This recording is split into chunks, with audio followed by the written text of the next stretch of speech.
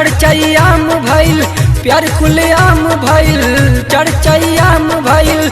खेत खेतारी में चुसा के ओठ लाली, जीजा के संगे फरार भइल साली, जीजा के संगे फरार भइल साली।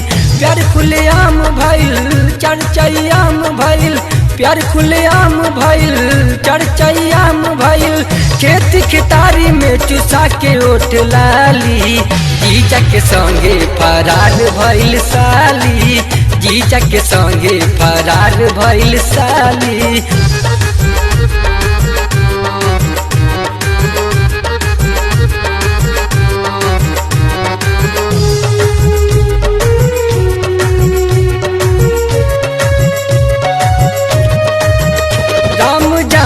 कहाँ कैसे कब हो गइल, अपने बहिनी के पियावा से लब हो गइल। राम जाने कहाँ कैसे कब हो गइल, अपने बहिनी के पियावा से लब हो गइल, अपने बहिनी के भतरा से लब हो गइल।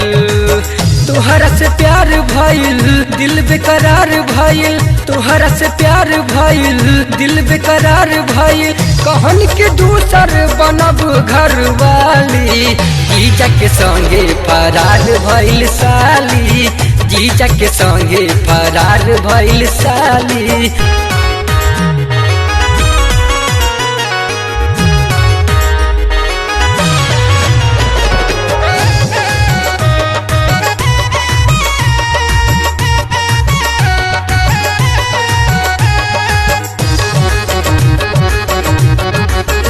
उम्र 17 जवानी रहल जोश में, अपने जीजा के चपकैलिया गोश में। उम्र 17 जवानी रहल जोश में, अपने जीजा के चपकैलिया गोश में, अपने जीजा के चपकैलिया गोश में। सब कुछ सेट भइल, डेट बाई डेट भइल, सब कुछ सेट भइल, डेट बाई डेट भइल। कहिया से खोजत रही रात काली, जीजा के संगे फरार भइल साली, जीजा के संगे फरार भइल साली।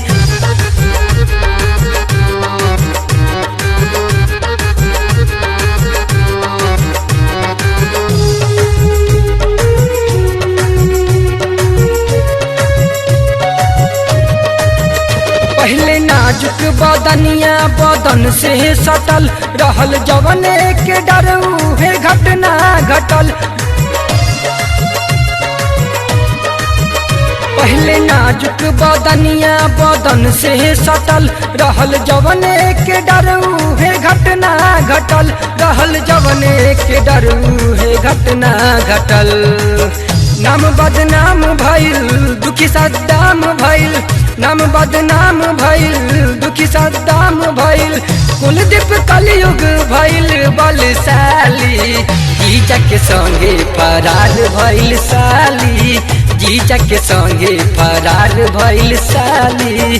प्यार खुलेआम भइल, चढ़चैयाम भइल, प्यार खुलेआम भइल, चढ़चैयाम भइल।